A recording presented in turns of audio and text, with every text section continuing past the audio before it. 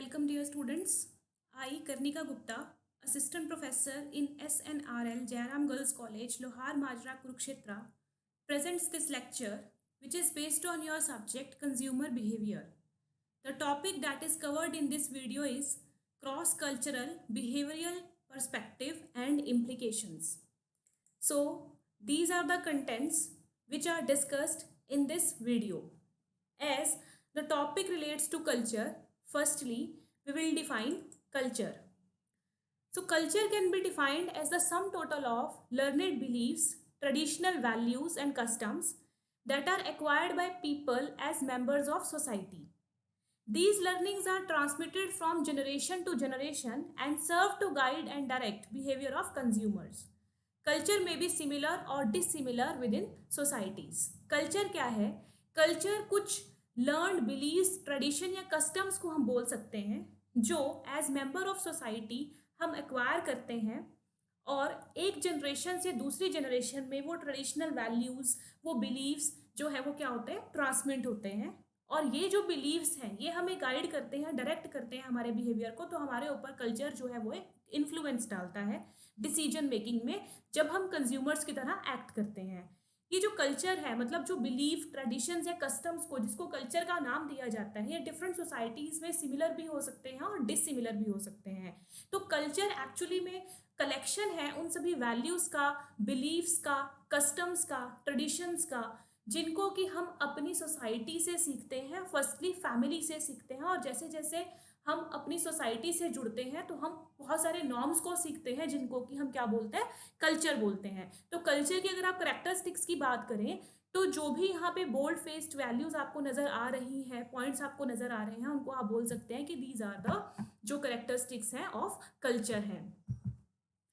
अब क्योंकि हमने कल्चर में बात की है कि कल्चर में लर्निंग बेस्ड होता है और जो आप सीखते हैं वही आप अप्लाई करते हैं डिसीजंस में, तो हम ये जान लेते हैं कि लर्निंग कितने टाइप की होती है। तो बेसिकली 3 टाइप्स में कल्चर लर्निंग की हम बात करते हैं। First is formal learning, second is informal learning and third is technical learning. Formal learning क्या होता है? जो भी चीज़ आप अपने पेरेंट्स या एल्डर से सीखते हैं, जब बच्चों को सिखाया जाता है वे ऑफ बिहेवियर, क्या सही है क्या गलत है, सोसाइटी में उनको कैसे बिहेव करना चाहिए, उसको बोलते हैं फॉर्मल लर्निंग। सेकेंड है इनफॉर्मल लर्निंग। इनफॉर्मल लर्निंग वो बिहेवियर है जब आप दूसरों को देखकर कुछ सीखते हैं, जैसा कोई दूसरा एक्ट करता है आप भी उसके अकॉर्डिंग एक्ट करते हैं। और टेक्निकल लर्निंग है इंस्ट्रक्शंस, जो कि आपको डिफरेंट मेथड सिखाती है काम करने के। फॉर एग्जांपल आप कहीं से फॉर्मल ट्रेनिंग लेते हैं, या फिर अगर मैं बात करती हूँ कि आप लोग स्कूल्स में जाके कुछ सीखते हैं, कोई कॉलेजेस में, एजुकेशनल इंस्टीट्यूशंस में डिफरेंट एस्पेक्ट्स हम लोग सीखते हैं, उसको क्या बोला जाता है? उसको बोला जाता है टेक्निकल लर्निंग। तो 3 टाइप की लर्निंग है, फॉर्मल, इनफॉर्मल और टेक्निकल लर्निंग, जो कि हमें कल्चर सिखाती है, मतलब हमें वैल्यूज, बिलीव्स या नॉर्म्स हमारे देती है, जिसके अकॉर्डिंगली हम क्या करते हैं, एक्ट करते हैं। अब आप ये देखिए एक डायग्राम जिसको हम बोलते हैं कल्चरल आइसबर्ग। ये इंपॉर्टेंट है बहुत ज़्यादा कल्चर की स्टडी में, क्योंकि कल्चर की स्टडी आप मार्केटिंग में कर क्यों रहे हैं ना, इसको समझना जरूरी है। क्योंकि आप देखिए यहाँ पे एक ब्लैक लाइन आपको नजर आ रही होगी, जिसके अकॉर्डिंगली आइसबर्ग, आइस मतलब बर्फ की चट्टान, तो बर्फ की चट्टान जितना पानी के लेवल से ऊपर नजर आती है उसके कहीं ज्यादा वो उसके नीचे होती है। तो कल्चर के कारण जो आप बिहेव करते हैं वो जैसा नजर आता है उससे कई ज़्यादा उसके पीछे रीजंस वो होते हैं जो नज़र नहीं आते हैं। जैसे कि आप जैसा एक्ट करते हैं फॉर्मल, जिसको कि आप बोल सकते हैं ओवर्ट एस्पेक्ट है, मतलब ये क्लियर है, ये दिख रहे हैं कि ऐसा कर रहा है, लेकिन उसके पीछे रीजंस क्या है, उनकी बिलीफ अजम्पशंस कैसी हैं, वैल्यूज कैसे हैं, एटीट्यूड कैसे हैं, ये क्या होता है, इनहेरेंट पार्ट होता है। तो इसीलिए मार्केटियर को कल्चर को समझना बहुत ज़रूरी है, क्योंकि अगर वो टिप ऑफ आइसबर्ग को समझेगा तो उसका मोटिव पूरा नहीं होगा, जो आगे डिफरेंट अभी कॉन्सेप्ट्स में इसको समझेंगे। और अगर आप बिलीव्स, अजम्पशंस, एटीट्यूड को समझ लेता है एक मार्केटियर, तो उसको कल्चरल बिहेवियर को, बिहेवियर जो कंज्यूमर अपने कल्चरल जो आप कह सकते हैं नॉर्म्स के अकॉर्डिंगली करता है, वो समझना क्या हो जाता है, आसान हो जाता है। तो यहाँ तक अभी मैंने आपको सिंपल कल्चर बताया है, कल्चर की लर्निंग कैसे है और कल्चर की स्टडी इंपॉर्टेंट क्यों है। क्योंकि कल्चर की जो आपको एक ट्रेडिशंस नजर आती हैं, ये नजर आता है कि बिहेव ऐसा कंज्यूमर्स क्यों कर रहे हैं, वो एक पार्ट होता है, वो ओवर्ट पार्ट होता है। लेकिन जो छुपा हुआ एस्पेक्ट है वो हमें नजर नहीं आता और हमें वही ढूंढना है कि ये बिलीव्स, अजम्पशंस, परसेप्शन, एटीट्यूड, जिस तरह के लोग हैं उनका ऐसा होने का कारण क्या है, क्योंकि उनकी कल्चरल कुछ ना कुछ आप कह सकते हैं बिलीव्स होते हैं जिसकी वजह से वो ऐसा एक्ट करते हैं। तो हम मेन टॉपिक की बात करते हैं। आप हमारा जो टॉपिक है वो है cross cultural consumer behavioural perspective and implications.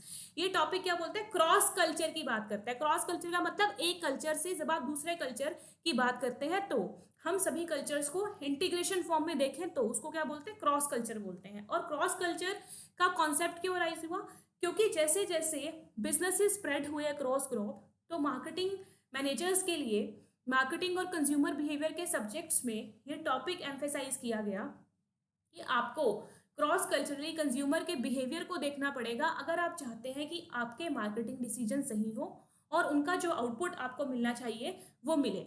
So cross-cultural studies effort to determine to what extent the consumers of two or more nations are similar or dissimilar।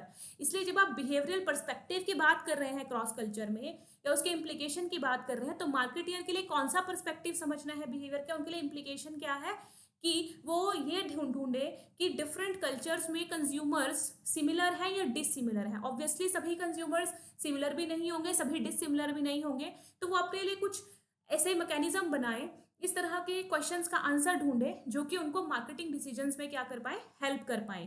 तो इसीलिए क्रॉस कल्चरल बिहेवियरल पर्सपेक्टिव की consumer behaviour में जो study है वो कुछ questions pose करती है, जिसमें से फर्स्ट क्वेश्चन है, are consumer similar across cultures. क्या सभी कंज्यूमर कल्चर्स में सिमिलर होते हैं? नहीं, कल्चर्स डिफरेंट होते हैं। कंज्यूमर्स की हमने जैसे बात करी थी, लर्निंग्स भी डिफरेंट होती है, तो कंज्यूमर्स भी डिफरेंट होते हैं। Are they becoming similar across culture, अगर वो डिफरेंट नहीं है तो क्या वो सिमिलर बन रहा है? तो भी हम आगे पढ़ेंगे कि यस ये पॉसिबल है। तो जैसे जैसे हम इस वीडियो में आगे कवर करेंगे तो आप इस पॉइंट को समझ पाएंगे। देन क्वेश्चन आता है, what are different segment of consumer across cultures. मतलब अगर वो सिमिलर है तो सभी एक जैसे भी नहीं होंगे, लेकिन कुछ एक जैसे होंगे वो एक ग्रुप में चले जाएंगे और कुछ उनसे अलग होंगे वो दूसरे ग्रुप में चले जाएंगे। तो जब आप different groups of consumers form करते हो तो उसको हम लोग क्या बोलते हैं, सेगमेंट्स बोलते हैं। उसके बाद लास्ट क्वेश्चन पोज होता है, what strategies to follow as per similarities और डिसिमिलैरिटीज इन कल्चर। अगर कल्चर में सिमिलैरिटीज या डिसिमिलैरिटीज है तो मार्केटियर किस तरह की कौन सी स्ट्रैटेजीज अडॉप्ट करे, किसके लिए, अपने मार्केटिंग डिसीजंस को प्रॉपर बनाने के लिए। तो उसके बाद हम लोग बात करते हैं नेक्स्ट एस्पेक्ट की, वो क्या है, cross cultural consumer behavioural perspective and implications के ही टॉपिक में होफस्टेड कल्चरल डायमेंशंस। इसको समझना जरूरी है क्योंकि क्रॉस कल्चर की जो मेजर स्टडी वर्ल्ड वाइड हुई है वो किसने की है, ग्रीट होफस्टेड ने की है। और इन्होंने अपनी रिसर्च 66 कंट्रीज पे की, जिसमें उन्होंने 6 वैल्यू पैटर्न्स या 6 डायमेंशंस को दिया, जो कि आप इस स्लाइड पे देख पा रहे होंगे। और इसके अकॉर्डिंग उन्होंने बताया कि अक्रॉस कल्चर्स लोग कैसे सिमिलर हो सकते हैं और कैसे वो सोसाइटीज जो है वो डिफरेंट होती हैं। तो इसमें फर्स्ट डायमेंशन है इंडिविजुअलिज्म और कलेक्टिविज्म। सेकेंड आप देख सकते हैं पावर डिस्टेंस, उसको हम लो हाई में कैटेगराइज करेंगे। Third is uncertainty avoidance. Fourth is masculinity and femininity. Fifth long term orientation versus short term orientation. And last is indulgence versus restraint. तो फर्स्ट की बात करते हैं, इंडिविजुअलिज्म और कलेक्टिविज्म। इंडिविजुअलिज्म और कलेक्टिविज्म डिस्क्राइब करता है कि एक इंडिविजुअल का सोसाइटीज में जो दूसरे इंडिविजुअल से रिलेशनशिप्स होता है, कलेक्टिविटी होती है, ग्रुप्स होते हैं, वो कैसे होते हैं। तो एक सोसाइटी को आप इंडिविजुअलिस्टिक बोल सकते हो, दूसरी सोसाइटी को आप बोलते हो कलेक्टिविस्ट सोसाइटी। तो ऐसा नहीं होता कि टोटली सोसाइटीज या इंडिविजुअलिस्ट होती है, कलेक्टिविस्ट, कंपोनेंट दोनों रहते हैं, लेकिन एक एलिमेंट थोड़ा ज्यादा होता है, दूसरा एलिमेंट कम होता है। तो जिनमें इंडिविजुअलिज्म ज्यादा होगा उन सोसाइटीज को क्या बोल दिया जाता है, इंडिविजुअलिस्टिक सोसाइटीज। और जिनमें कलेक्टिविज्म ज्यादा होगा उनको क्या बोल देते हैं, कलेक्टिव सोसाइटीज। तो जो सोसाइटीज इंडिविजुअल का मतलब एक पर्टिकुलर ग्रुप एफर्ट पे ज्यादा ध्यान नहीं देते हैं या आई कॉन्सेप्ट में बिलीव करते हैं, वो सोसाइटीज में सेपरेटनेस का कॉन्सेप्ट जो है वो ज्यादा होता है और उनको अपने पर्सनल प्रेफरेंसेस और नीड से ज्यादा मोटिव होता है। और जो कलेक्टिविस्ट सोसाइटीज है उसमें वी कॉन्सेप्ट पे जो आप कह सकते हैं कॉन्सेंट्रेट किया जाता है, कनेक्टेडनेस और रिलेशनशिप्स पे फोकस किया जाता है, और इसमें सिर्फ अपनी नीड नहीं दूसरों के भी नीड्स को ध्यान में रखा जाता है। तो स्टडी जो हॉफस्टेड ने की थी, उन्होंने ये बताया कि यूनाइटेड स्टेट, ऑस्ट्रेलिया और कनाडा जैसी कंट्रीज इंडिविजुअलिस्टिक कंट्रीज हैं, और हांगकांग, जापान और इंडिया जो उन्होंने अपनी स्टडी में अप्रोच किया वो कौन सी कंट्रीज है, वो कंट्रीज है कलेक्टिविस्ट कंट्रीज। उसके बाद अगर हम बात करते हैं नेक्स्ट एस्पेक्ट की, तो नेक्स्ट जो हमारा पॉइंट था वो था पावर डिस्टेंस। पावर डिस्टेंस जो है वो क्या रिफ्लेक्ट करता है, देखिए डेफिनेशन में लिखा गया है, power distance reflects the degree to which a society accepts inequality in power at different levels in organisation and institutions. जो पावर का कॉन्सेप्ट है वो आता है पोजीशन से। तो बहुत सारी सोसाइटीज में पोजीशन का कॉन्सेप्ट आता है, वो कास्ट को लेके हो सकता है, वो एजुकेशन को लेके हो सकता है, वो आप वर्क किस स्टाइल का करते हैं वो हो सकता है, वो डिफरेंट वर्किंग लेवल्स हो सकते हैं, हाई और लोअर। तो उसके अकॉर्डिंगली जो पावर है वो कितना इनइक्वल डिस्ट्रीब्यूशन करती है किसमें, ऑर्गेनाइजेशन में और इंस्टीट्यूशन में, और लोग उसको कैसे एक्सेप्ट करते हैं, उसको बोलते हैं पावर डिस्टेंस। तो पावर डिस्टेंस को स्टडी में दो पार्ट्स में कैटेगराइज किया, हाई पावर डिस्टेंस और लो पावर डिस्टेंस। तो हाई पावर डिस्टेंस क्या है, जिसमें अगर हाई पावर डिस्टेंस ऑर्गेनाइजेशंस होंगी या लोग उस सोसाइटी में वैसा होंगे तो ऑर्गेनाइजेशन सेंट्रलाइज होंगी, मतलब डिसीजन मेकिंग पावर एक ही हाथ में रहेगी। कॉम्प्लेक्स हायरार्कीज होंगी, लोअर लेवल अपर लेवल इस तरह की जो डिस्टिंक्शन हायरार्कीज है वो बनी हुई होंगी उनमें। और जो कंपनसेशंस है या सैलरी कह लीजिए, अथॉरिटी रिस्पॉन्सिबिलिटी कह लीजिए, उसमें बहुत ज्यादा गैप रहेगा हायर लेवल और लोअर लेवल के बीच में। लेकिन जो लो पावर डिस्टेंस सोसाइटीज है वहां पे फ्लैटर ऑर्गेनाइजेशंस होती हैं। फ्लैटर ऑर्गेनाइजेशंस वो होती हैं जहाँ पे लोअर लेवल को भी डिसीजन मेकिंग में आप कह सकते हैं शामिल किया जाता है। कॉम्प्लेक्स हायरार्कीज नहीं होती, कुछ लो हाई का ऐसा नहीं होता, मिलके काम करते हैं। और सुपरवाइजर और एम्प्लॉयज जो है ऑलमोस्ट इक्वल ही ट्रीट किए जाते हैं लो पावर डिस्टेंस सोसाइटीज में। तो हॉफस्टेड की स्टडी के अकॉर्डिंगली लैटिन अमेरिका और एशियन कंट्रीज जो है वो हाई पावर कंट्रीज है, और लो पावर कंट्रीज में कौन सी आती है, Germanic countries like Austria and Denmark.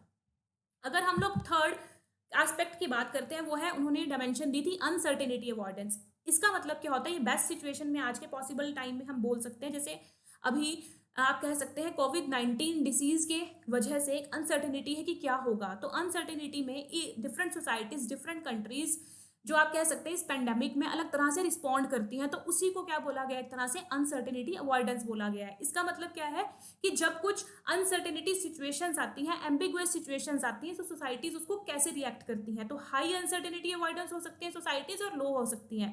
तो जब हाई में होंगी तो इसका मतलब ये है कि उनके अंदर इमरजेंसी की जो सेंस है वो बहुत ज्यादा होती है, इसलिए वो बहुत सारे मैकेनिज्म बनाते हैं किससे, अनसर्टेनिटी की सिचुएशंस को कोप अप करने के लिए। ऐसी सोसाइटी कंजर्वेटिव होती है, रिजिड होती है, मतलब फ्लेक्सिबल सिस्टम उनमें नहीं होता, और स्ट्रक्चर्ड होती है, और अपनी सोसाइटी कन्वेंशन जो काम करने की होती है उनमें बहुत ज्यादा होती है। और जो लो सोसाइटीज होती है उसमें फॉर्मल और फ्लेक्सिबल स्ट्रक्चर्स होते हैं, रिजिड नहीं होते हैं। ये चेंज के लिए ओपननेस होती है इनमें, ज्यादा रिजिड सोसाइटीज नहीं है, इसीलिए जल्दी चेंजेस को अडेप्ट करते हैं। और लेकिन इमरजेंसी या एजेंसी की सेंस जिसको बोलते हैं वो लो होती है, इनको ज्यादा नहीं लगता कि अनसर्टेन सिचुएशन है। तो अकॉर्डिंग टू आप कह सकते हैं होफस्टेड, बेल्जियम एंड जर्मनी जैसी कंट्रीज जो है वो हाई अनसर्टेनिटी अवॉइडेंस में आती है, और जो स्वीडन और डेनमार्क है वो किस में आता है, लो अनसर्टेनिटी में आता है। उसके बाद अगर हम फोर्थ फैक्टर की बात करते हैं वो है मैस्कुलिनिटी और फेमिनिटी। ये फैक्टर हर सोसाइटी में प्रिवेल करता है। इसके अकॉर्डिंग सिंपल सी बात यह है कि एक सोसाइटी में जो मेल्स और फीमेल्स हैं उनके रोल डिफरेंट होते हैं। हर सोसाइटी में कुछ ना कुछ बनाया गया है कि ये फीमेल का रोल है और ये मेल का रोल है। जैसे घर संभालना है तो फीमेल्स का रोल है, या फिर ब्रेड विनर्स जो हैं जो रोटी कमा के लेके आएंगे वो कौन है, मेल सोसाइटी, मेल पार्ट हो सकता है सोसाइटी का, तो उसको बोला गया मैस्कुलिनिटी और फेमिनिटी। तो मैस्कुलिनिटी अगर सोसाइटीज हैं जहाँ पे मेल का रोल जो है वो घर से बाहर निकल के काम करना है, वहां पर जो सोसाइटीज है स्टेटस ओरिएंटेड होती है और मनी और अचीवमेंट पे ज्यादा फोकस किया जाता है। लेकिन अगर फेमाइन सोसाइटीज है जहाँ फीमेल्स की भी कंसिडरेशन है, वहां पे रिलेशनशिप ओरिएंटेड सोसाइटीज होती है और केयर और क्वालिटी पे ज्यादा फोकस किया जाता है। तो होफस्टेड की स्टडी ने कहा कि यूरोपियन कंट्रीज जैसे कि जापान और नॉर्वे वो मैस्कुलिन सोसाइटीज है, लेकिन अगर स्वीडन की बात करते हैं वो कौन सी सोसाइटीज है, वो फेमाइन सोसाइटी है। इसके बाद हमारे पास एक और, जो चार हम पढ़ चुके हैं लेकिन छह होफस्टेड ने जो है वो आपको डायमेंशन दी थी। तो फिफ्थ डायमेंशन है वो क्या है, long term orientation versus short term orientation. सीधी सी बात आपने सुना होगा दूरदर्शिता। तो अगर इस तरह की सोसाइटीज है कि उनमें आगे तक देखने की पॉसिबिलिटी, फ्यूचर में देखने, फ्यूचर को प्रिडिक्ट करने की पॉसिबिलिटी करने का मतलब ये नहीं है कि उनको पता चल जाएगा कि क्या होगा, बट फ्यूचर में मतलब लॉन्ग टर्म ओरिएंटेशन को डिसीजन लेते हैं तो उसके लॉन्ग टर्म पर्सपेक्टिव क्या होंगे, long term pros and cons क्या होंगे, उसको वो सोसाइटीज और उसके पीपल ध्यान में रखते हैं। और अगर ऐसा नहीं है तो वो किस में आते हैं, शॉर्ट टर्म ओरिएंटेशन में आते हैं। तो जो लॉन्ग टर्म ओरिएंटेशन पीपल है वो हमेशा फोकस करते हैं किस पे, हाउ पे। ऐसा कैसे हुआ, ताकि वो उसके मैकेनिज्म देख के फ्यूचर के बारे में सोच पाए। ये सोसाइटीज थ्रिफ्ट और एजुकेशन पे एम्फेसाइज करती हैं। थ्रिफ्ट का मतलब होता है क्या, कि आपके लिए जो फाइनेंशियल रिसोर्सेज या अदर रिसोर्सेज हैं उसको आप इस्तेमाल कैसे करते हैं और उसका ऑप्टिमम यूटिलाइजेशन कैसे करते हैं। अगर लॉन्ग टर्म ओरिएंटेशन सोसाइटीज हैं, क्योंकि वो फ्यूचर ओरिएंटेड है, तो वो रिस्पॉन्सिबिलिटीज और ऑब्लिगेशंस पे ज्यादा एम्फेसाइज करती हैं।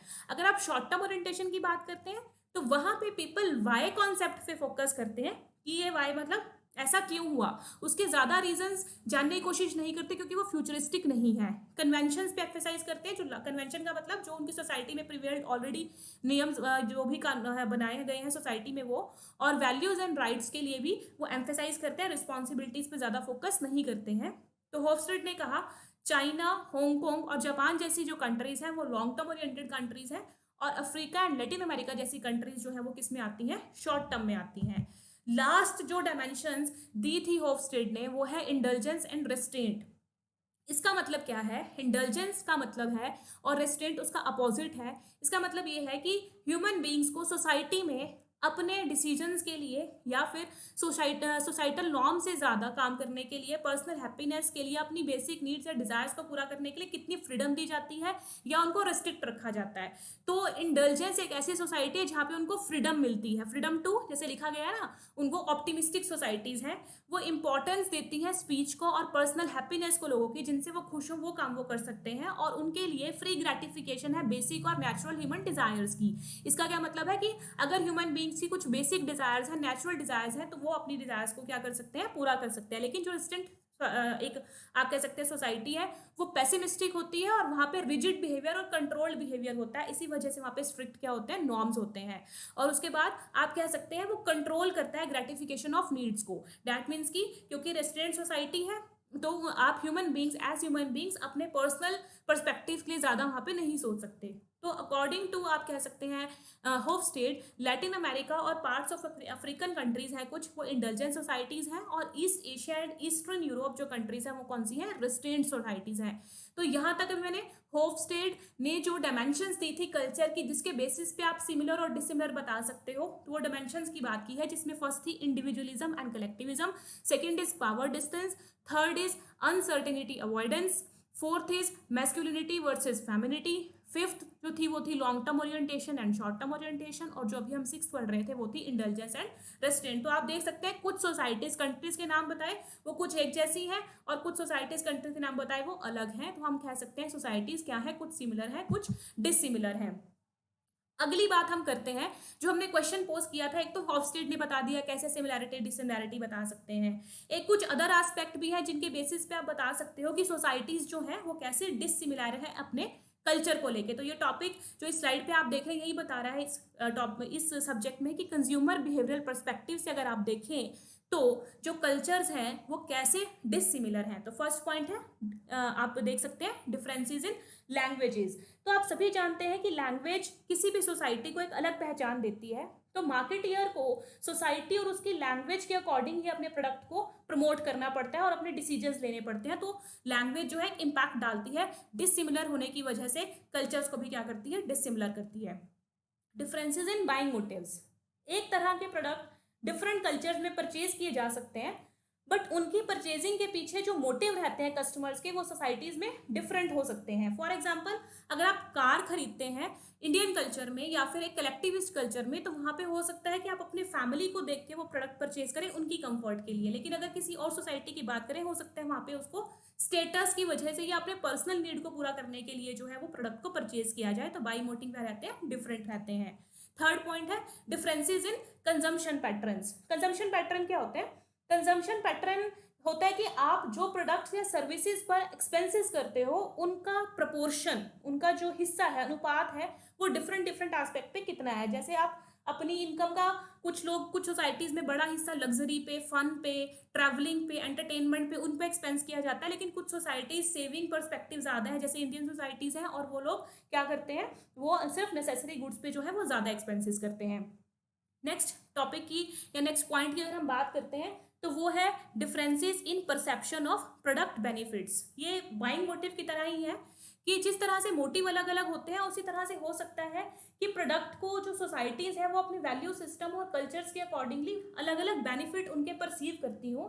और जनरली 3 लेवल के बेनिफिट परसीव किए जाते हैं, जिसको आप बोलते हो फिजिकल बेनिफिट, लॉजिकल बेनिफिट्स और इमोशनल बेनिफिट्स। अगर सोसाइटी फिजिकल बेनिफिट्स को ज़्यादा देखती है तो वो फिजिकल का मतलब ज़्यादातर ये देखेंगे हाउ द प्रोडक्ट लुक्स, उसकी लुक्स पे ज़्यादा इंपॉर्टेंट रखेंगे। जैसे मैंने अभी बोला, स्टेटस की वजह से अगर आप गाड़ी खरीद रहे हैं तो आप ज़्यादातर क्या देखेंगे उसके बेनिफिट्स में कि वो दिखनी सुंदर चाहिए, कलर अच्छा होना चाहिए, बाकी जो उसके फीचर्स हैं वो शायद इतना ना देखें। अगर आप लॉजिकल की बात करते हैं तो लॉजिकल का मतलब जैसे पैसा मैं इसके लिए खर्च कर रही हूँ, मनी स्पेंड, वो जस्टिफाइड है या नहीं है। और अगर आप इमोशनल की बात कर रहे हैं तो मैंने पहले बोला था कि क्या आपके नियर एंड डियर्स के लिए, आपकी फैमिली के लिए सुटेबल रहेगा या नहीं रहेगा। उसके बाद अगर हम नेक्स्ट पॉइंट की बात करते हैं तो वह है differences in demography. Demography study होती है कंपोजिशन ऑफ ह्यूमन पॉपुलेशन की। जैसे आप बता सकते हैं gender ratio, birth rate, death rate, young population ज़्यादा है कम है, तो ये सभी कल्चर्स में डिफरेंट, सभी कंट्रीज में डिफरेंट डिफरेंट है आप कह सकते हैं, तो इसको भी मार्केटियर को ध्यान में रखना पड़ता है।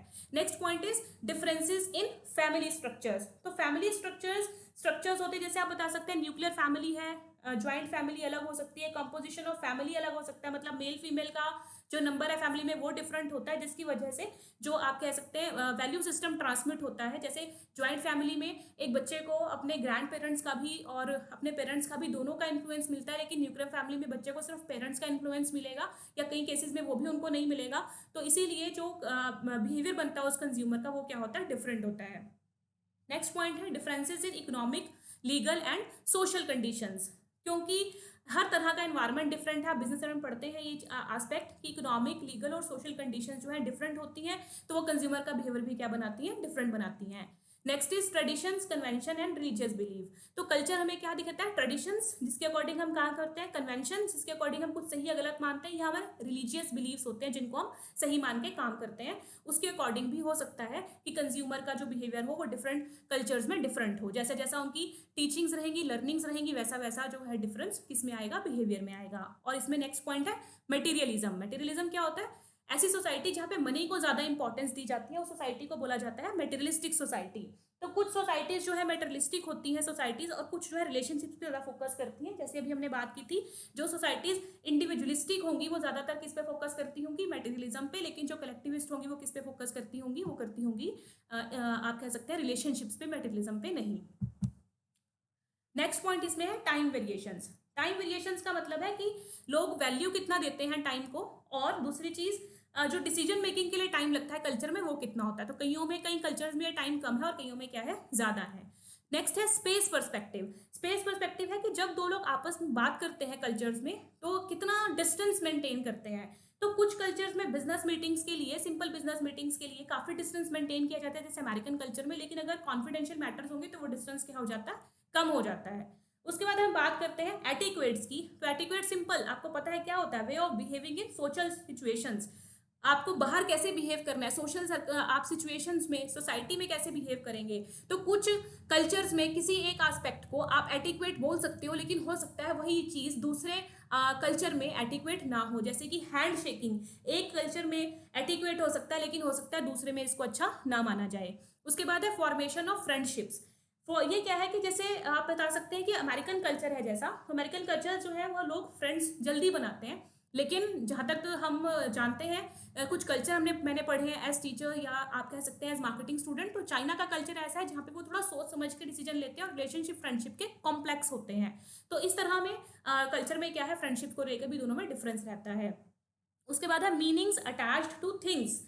इसका क्या मतलब है कि किस तरह की सिचुएशन में किस तरह की चीज़ों को आप डिफरेंट डिफरेंट मीनिंग्स देते हो। जैसे गिफ्ट हो गया, तो जापान में स्मॉल गिफ्ट देने का आप कह सकते हैं चलन है, किसमें, बिजनेस सिचुएशंस में, लेकिन और चाइना में है जो प्राइवेटली आपको गिफ्ट देना चाहिए ऐसा माना जाता है, लेकिन इंडिया में आप ओपनली आप कह सकते हैं कि इन फ्रंट ऑफ अदर्स, दूसरों के सामने गिफ्ट देते हैं तो वो बेटर सिचुएशंस मानी जाती है। तो अलग अलग ये मान्यताएं होती हैं। उसके बाद है एग्रीमेंट्स। एग्रीमेंट्स का मतलब है some cultures rely on a legal system and other rely on the trust and confidence relationships। मतलब क्या आपको लीगल सिस्टम का सहारा लेना पड़ता है। तो एग्रीमेंट आप सभी ने पढ़ा होगा कि इसमें कहीं ना कहीं लीगल एस्पेक्ट इन्वॉल्व रहता है, लेकिन कई लोग ज़्यादातर लिटिगेशन सिस्टम में नहीं जाते हैं, वो किस में बिलीव रखते हैं, किस में एस्पेक्ट होता है उनका कि ठीक है हम ट्रस्ट एंड कॉन्फिडेंस रिलेशनशिप में उसके अकॉर्डिंग ही काम हो जाएगा, तो वो एग्रीमेंट की सिचुएशन है। उसके बाद अगर हम बात करें तो पॉइंट है डिफरेंसेज इन सिंबल्स। तो यहाँ पे मैंने एक पॉइंट बना रखा है, अगर आप देखें तो डिफरेंसेज इन सिंबल के लिए जो आपको यहाँ पे फ्लावर्स नजर आ रहे होंगे, तो फ्लावर सिंबल है, तो यहाँ पे लिखा गया है कि यूनाइटेड स्टेट में अगर आपके पास 1 दर्जन फ्लावर्स का कोई भी आप कह सकते हैं बंच है या बुके है, तो उनको सिंबल ऑफ लव माना जाता है। लेकिन रशिया में इवन नंबर फ्लावर्स को, जैसे 12 इवन नंबर हो गया ना, तो उसको सिर्फ फनरल पर्पस के लिए यूज किया जाता है। डेथ ओकेजन आप कह सकते हैं, अगर कोई डेथ हो गई है या किसी के आप फनरल पे जा रहे हैं तो उस टाइम पे। लेकिन अगर ओड नंबर फ्लावर्स है तो वो आप दूसरे ओकेजन्स पे सभी पे यूज कर सकते हो। तो दोनों कल्चर्स में जो है ये सिंबल है एक फ्लावर्स, उसका मतलब क्या है, अलग अलग है। और उस पर लास्ट पॉइंट इसमें है डिफरेंसेस इन बॉडी लैंग्वेज। तो यहाँ पे भी आप देख सकते हैं 2 सिंबल बनाए गए हैं, एक थंब का इंप्रेशन है और एक और इंप्रेशन है। तो उसमें आप देख सकते हैं कि डिफरेंट कल्चर्स में इनका जो मीनिंग है वो डिफरेंट है। जैसे अगर आप थंब इंप्रेशन की बात करते हैं, यूएसए में उसका मतलब ओके है या सी यू लेटर हो सकता है, ब्राजील में इसका मतलब थैंक यू है, इजिप्ट में वेरी गुड और परफेक्ट, और चाइना में यू आर द बेस्ट। तो आप जिस कल्चर में होंगे वहां पे इसका मतलब अलग समझा जाएगा, तो मार्केटियर को ये बात ध्यान रखनी पड़ती है। तो ये पॉइंट है जिसके अकॉर्डिंगली कल्चर क्या हो सकते हैं, डिसिमिलर हो सकते हैं। और इनको ज्यादातर केसेस में जो पॉइंट इस स्लाइड पे आप देख रहे हैं उनको non verbal dimensions of cross cultural communication भी कहा जाता है। तो यहां तक हमने बात की किसकी, डिसिमिलैरिटीज की। अब बात करते हैं किसकी, सिमिलैरिटीज की। तो सिमिलैरिटीज क्यों है, सिंपल से पॉइंट है, decreased global trade barriers. Trade barriers जब कम हो गए तो एक कंट्री से निकल के दूसरी कंट्रीज में भी बिजनेसमैन ने बिजनेस करना शुरू कर दिया, तो उससे उनके कल्चर ने मैच करना, या कह सकते हैं एक दूसरे के कल्चर के बारे में लोगों को पता चला, तो इससे मैचिंग शुरू हो गई, सिमिलैरिटी शुरू हो गई। जैसे इंडिया में हुआ एलपीजी फ्रेमवर्क के बाद ना, लिबरलाइजेशन, प्राइवेटाइजेशन, ग्लोबलाइजेशन के बाद। Second is mass media coverage और मेन स्ट्रीमिंग। इसका मतलब है कि जब जैसे जैसे आप कह सकते हैं ना, इंडिया में केबल टीवी आया था और नेटवर्क्स और भी आए थे, इसी तरह से दूसरी कंट्रीज में हुआ होगा, तो उस टाइम पे जैसे नेशनल ज्योग्राफिक चैनल, डिस्कवरी या एमटीवी, कुछ ऐसे चैनल्स हुए जिन्होंने वहाँ के कल्चर या लैंग्वेज को दिखाना शुरू किया। इसी तरह से दूसरे जो कंट्रीज हैं उसमें कहीं और का आप कह सकते हैं, जैसे इंडिया के बारे में कहीं दिखाना शुरू किया, तो उससे भी कल्चर्स ने जो है वो सिमिलैरिटीज को अडॉप्ट करना शुरू कर दिया, या ये देखना शुरू किया कि ये चीज़ हमारे कल्चर में भी सिमिलर है, दूसरे में भी सिमिलर है, और इसने कल्चर्स को कुछ एस्पेक्ट में आप कहते हैं एक जैसा बनाया। उसके बाद थर्ड जो आज सबको पता है, इंटरनेट। इंटरनेट ने इतना ज़्यादा आसान बना दिया है आपको कम्युनिकेट करना डिफरेंट सोसाइटीज़ में, कि आप कह सकते हैं कि इंटरनेट की वजह से जो कल्चर्स हैं वो अक्रॉस द ग्लोब क्या हो रहे हैं, सिमिलर हो रहे हैं। और लास्टिंग, मैचिंग ग्लोबल डेमोग्राफी। अब डिफरेंट अभी मैंने बात की थी ना डेमोग्राफी की, तो डेमोग्राफी में क्या होता है, नॉर्मली डेमोग्राफी होता है कि स्टडी की यहाँ पे जेंडर रेशो कैसा है, फीमेल कैसी है, क्या क्या काम करते हैं, मेल क्या काम करते हैं, इस तरीके से। लेकिन अभी आप देखेंगे कि वर्किंग वुमेन का कॉन्सेप्ट हर जगह है, ज़्यादातर न्यूक्लियर फैमिलीज का कॉन्सेप्ट आ रहा है, ट्रैवलिंग का कॉन्सेप्ट आ गया, और ट्रैवल इंडस्ट्री भी पूरी बन चुकी है। तो इन सभी चीज़ों में जो लोग हैं, जो पीपल हैं, जो कंज्यूमर्स हैं, वो एक जैसे पाए जा रहे हैं। तो हम ये कह सकते हैं सेकंड क्वेश्चन का आंसर कि यस, कल्चर है तो डिसिमिलर, लेकिन टाइम के साथ साथ वो उनमें सिमिलैरिटीज क्या हो रही हैं, आ रही हैं, बढ़ रही हैं। ठीक है, तो उसके बाद नेक्स्ट हम बात करते हैं किस चीज़ की, ग्लोबल सेगमेंट्स की। तो हमने बात की थी ना, अगर सिमिलैरिटीज आ रही हैं तो कुछ लोग एक जैसे होंगे, कुछ क्या होंगे, उनसे अलग होंगे। तो ये स्टडी के एस्पेक्ट्स पे 6 तरह के कंज्यूमर्स जो हैं वो बताए गए हैं, जो डिफरेंट कल्चर्स के अकॉर्डिंगली एक जैसे भी हो सकते हैं, दूसरे से अलग हो सकते हैं, किसी एक कंट्री के नहीं है ये different across the globe, different cultures की स्टडी करके अडॉप्ट करके इन 6 टाइप के कंज्यूमर्स को बताया गया है। तो फर्स्ट सेगमेंट कौन सा है, स्ट्राइवर्स। स्ट्राइवर्स 23% बताए गए हैं पॉपुलेशन के, और ये कौन से लोग हैं, जो वेल्थ को, पैसे को ज्यादा इंपॉर्टेंस देते हैं, स्टेटस कॉन्शियस होते हैं, एम्बिशियस होते हैं, पावर अपने हाथ में रखना चाहते हैं, और मटेरियल थिंग, जैसा मैंने कहा था मेटेरियलिस्टिक सोसाइटीज में होते हैं, उनको ये ज्यादा कंसिडर करते हैं। डिवाउट्स दूसरे हैं, जो 22% ऑफ पॉपुलेशन है, ये ट्रेडिशनल वैल्यूज से जुड़ के रहते हैं और उनमें ही फेथ रखते हैं और उनकी रिस्पेक्ट करते हैं। और उसके बाद ऑल्टरिस्ट है, ये 18% ऑफ पॉपुलेशन है। ऑल्टरिस्ट जो है वो सोशल इश्यूज या केसेस में है वो ज्यादा इन्वॉल्व रहते हैं। ऑल्टरिज्म का मतलब यही होता है ना कि दूसरों के बारे में आप थोड़ा केयर करें या फीलिंग्स को ध्यान रखें, तो इसलिए सोशल इश्यूज से जुड़ के रहते हैं। उसके बाद है इमिटेट्स। इमिटेट्स जो है वो 15% ऑफ पॉपुलेशन होते हैं। इमिटेट्स रिलेशनशिप पे फोकस करते हैं, अपने क्लोज टू होम मतलब घर के जो कह सकते हैं फैमिली है उनसे जुड़ के रहते हैं, और सोशली ओरिएंटेड पीपल होते हैं। उसके बाद है फन सीकर्स। फन सीकर्स 12% होते हैं पॉपुलेशन का।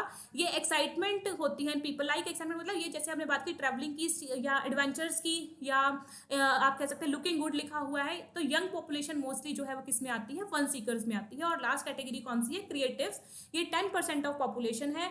और क्रिएटिव्स है तो ऑब्वियसली टेक्नोलॉजी को, लर्निंग और नॉलेज को गेन करने के लिए और उनको स्प्रेड करने के लिए लोग सामने आते हैं। तो ये 6 कैटेगरीज कौन सी है, strivers, devouts, altruists, imitates, fun seekers and creatives. इसके बाद हम बात करते हैं नेक्स्ट चीज की कि जब ये सेगमेंट्स हैं तो कई बार फिर भी कल्चर को स्टडी करेगा मार्केटियर तो कुछ ना कुछ फेलियर सामने आ सकता है। तो उसका मतलब क्या है कि पूरा मार्केटिंग जो उसका डिसीजन था वो क्या हो जाएगा, फेल हो जाएगा। तो इसमें हम प्रोडक्ट फेलियर की बात कर सकते हैं, प्राइसिंग फेलियर, डिसीजन आप कह सकते हैं जो उसका प्राइसिंग का डिसीजन था वो भी फेल हो गया, डिस्ट्रीब्यूशन फेलियर, प्रमोशन। इसका क्या मतलब है कि जो डिसीजन उसने लिए उस पर्टिकुलर कंज्यूमर ग्रुप के लिए उनके कल्चर को देखते हुए, तो वो कुछ ना कुछ वहां पे कमी रह गई जिसकी वजह से वो डिसीजंस या वो प्रोडक्ट्स जो है उस मार्केट में सेल नहीं हो पाई। आप कह सकते हैं जो टारगेट था मार्केट ईयर का वो अचीव नहीं हो पाया। तो इसीलिए ये फेल्योर ना हो, आपके लिए कुछ strategies as marketer offer की गई हैं जो कि डिफरेंट डिफरेंट बुक्स में भी आप पढ़ सकते हैं, जो कि रेफरेंसेस में बताई भी गई है, नेक्स्ट आप देखेंगे। तो ये स्ट्रैटेजीज जो है ग्लोबल मार्केटिंग स्ट्रैटेजीज है। ग्लोबल मार्केटिंग स्ट्रैटेजी मीन्स अगर एक ग्लोबल मार्केटियर हो, आप एक अपनी कंट्री की बाउंड्री से निकल के दूसरी कंट्रीज तक आप काम करना चाहते हो, तो आप इन स्ट्रैटेजीज को ध्यान में रख के काम कर सकते हो ताकि जो पीछे अभी मैं फेल्योर की बात कर रही थी वैसी कोई सिचुएशन एग्जिस्ट ना हो। तो आप यहाँ पे दे सकते हैं, एक तरफ प्रोडक्ट स्ट्रैटेजी लिया हुआ है लेफ्ट हैंड साइड पे, और उसको दो पार्ट्स में कैटेगराइज किया है, standardise products and localise products. Standardise का मतलब सबके लिए एक जैसा, लोकलाइज का मतलब जहां पे जैसी सिचुएशन हो वैसा। उसके बाद दूसरी तरफ लिया हुआ है आप हॉरिजॉन्टल में देखिए, कम्युनिकेशन स्ट्रैटेजी। कम्युनिकेशन का मतलब प्रमोशन स्ट्रैटेजी, किस तरह से अपनी बात को आप कंज्यूमर तक पहुंचाएंगे उसकी स्ट्रैटेजी। तो ये भी दो टाइप में है, स्टैंडर्डाइज कम्युनिकेशन है और कौन सी कम्युनिकेशन है, लोकलाइज कम्युनिकेशन है। तो आप देखिए, अगर तो कम्युनिकेशन स्ट्रैटेजी आप स्टैंडर्डाइज रखना चाहते हैं, मतलब कि एक ही कम्युनिकेशन स्ट्रैटेजी होगी मार्केट में, प्रोडक्ट स्ट्रैटेजी भी स्टैंडर्डाइज हो, तो उसको क्या बोलते हैं, ग्लोबल स्ट्रैटेजी। मतलब प्रोडक्ट भी यूनिफॉर्म एक जैसा और मैसेज भी सबके लिए क्या होगा, कम्युनिकेशन भी क्या होगा, एक जैसा होगा, एक लैंग्वेज, एक तरह का प्रोडक्ट, ये सब चीजें। अगर आप इसके पैरेलल सेकंड देखते हैं, अगर आप प्रोडक्ट तो स्टैंडर्डाइज यूज कर रहे हैं और कम्युनिकेशन स्ट्रैटेजीज लोकलाइज्ड होती है, तो इसको क्या बोलते हैं, मिक्स्ड स्ट्रैटेजी। प्रोडक्ट एक है लेकिन जो मैसेज आप दे रहे हैं कस्टमर्स को वो कस्टमाइज्ड है। कस्टमाइज का मतलब वो डिफरेंट सिचुएशंस के अकॉर्डिंग अलग अलग है। जैसे आपने देखा होगा एडवर्टीजमेंट में, एडवर्टीजमेंट एक है, प्रोडक्ट एक होता है, उसमें जो ओपिनियन लीडर यूज किया गया है वो भी एक है, लेकिन जो लैंग्वेज यूज की जाती है वो क्या हो सकती है, डिफरेंट हो सकती है। उसके बाद आप यहाँ पे लोअर में सेकंड कॉलम में देखिए, वहां पे प्रोडक्ट लोकलाइज्ड है और कम्युनिकेशन स्ट्रैटेजी क्या है, स्टैंडर्डाइज्ड है। तो इसका मतलब यहां पर स्टैंडर्डाइज क्या हुआ, मैसेज एक हुआ, लेकिन प्रोडक्ट क्या हो गया, कस्टमाइज हो गया। मतलब प्रोडक्ट में थोड़े थोड़े चेंजेस कर दिए, मॉडिफिकेशंस कर दिए मार्केट के अकॉर्डिंग, लेकिन जो प्रमोशन कैंपेन हमें चलाना था, जो एडवर्टाइजिंग करनी थी, जो मैसेज हमें देना था, वो क्या रहेगा मार्केट के लिए या सभी कल्चर्स के लिए सेम रहेगा। और लास्ट जो स्ट्रैटेजी है वो कौन सी है, आप देखिए, कम्युनिकेशन स्ट्रैटेजी भी लोकलाइज, प्रोडक्ट स्ट्रैटेजी भी लोकलाइज अगर है आपकी, तो इसका मतलब वो लोकल स्ट्रैटेजी है जहां पे प्रोडक्ट भी कस्टमाइज्ड है और जहां पे मैसेज भी क्या है, कस्टमाइज्ड है। दैट मीन्स कि उस कल्चर के अकॉर्डिंगली प्रोडक्ट में जो चेंजेस नेसेसरी थे वो आपको करने पड़ेंगे और जैसा मैसेज में चेंज चाहिए वो भी आपको करना पड़ेगा। तो डिफरेंट कल्चर्स की स्टडी करके आप इन स्ट्रेटेजीज को अडॉप्ट करके जो फेल्योर की हम बात कर रहे थे ग्लोबल एस्पेक्ट्स पे, वो उससे एक मार्केटियर जो है वो बच सकता है। तो ये जो टॉपिक है आपका cross cultural behavioural perspective and implications, ये किस बात पे फोकस करता है, इस बात पे फोकस करता है कि क्या कल्चर्स एक जैसे हैं या वो अलग अलग है। तो पहली बात हमने की कि वो अलग अलग हो सकते हैं, हॉफस्टेड की डायमेंशन ने कहा, और भी डिफरेंट डिफरेंट रीजन है डिसिमिलैरिटीज के। लेकिन कुछ पॉइंट अभी आपने पढ़े जिसके अकॉर्डिंगली ये बताया जाता है कि भाई कल्चर जो है डिसिमिलर है लेकिन वो सिमिलर होते जा रहे हैं अक्रॉस द ग्लोब, या आप कह सकते हैं डिफरेंट कल्चर्स के अकॉर्डिंगली। और उसके बाद आपने बात करी कि कुछ कंज्यूमर सेगमेंट्स हैं जो एक जैसे हैं, उनको एक कैटेगरी में डाल दिया कंज्यूमर्स को, और जो दूसरे हैं उनको दूसरी कैटेगरी में डाल दिया वर्ल्ड कंज्यूमर को। तो जब ग्लोबल लेवल पे आप बात करते हैं तो उन कंज्यूमर्स को आप देख सकते हैं कि आपके लिए किस तरह के लोग जो है वो आपका सेगमेंट हो सकते हैं। और लास्टली आपने पढ़ा कि जब आप इसमें क्रॉस कल्चरल स्टडी में बिहेवियरल पैटर्न्स में फेल्योर की बात करते हैं तो उससे बचने के लिए जो स्ट्रैटेजीज हैं वो आपकी 4 हो सकती हैं। कौन कौन सी हो सकती हैं, global strategy, mixed strategy. Mix strategy 2 type में है, जब आप क्या करेंगे, कस्टमाइज मैसेज करेंगे या कस्टमाइज प्रोडक्ट को करेंगे और बाकी चीज को क्या रखेंगे, यूनिफॉर्म रखेंगे। और थर्ड स्ट्रैटेजी क्या हो सकती है, लोकल स्ट्रैटेजी हो सकती है। So this was the topic of cross cultural behavioural perspective. These are the readings जिसको कि आप पढ़ सकते हो, वेबसाइट्स को देख सकते हो, इस पर आपको बहुत सारा मैटर मिल जाएगा काम करने के लिए। दीज आर द क्वेश्चंस जिसको आप प्रिपेयर कर सकते हो। और this was the all about this, आप कह सकते हैं टॉपिक के बारे में ये सब था जो कि आपको तैयार करना है इस टॉपिक में एग्जाम्स के लिए। So students, thank you and very good luck.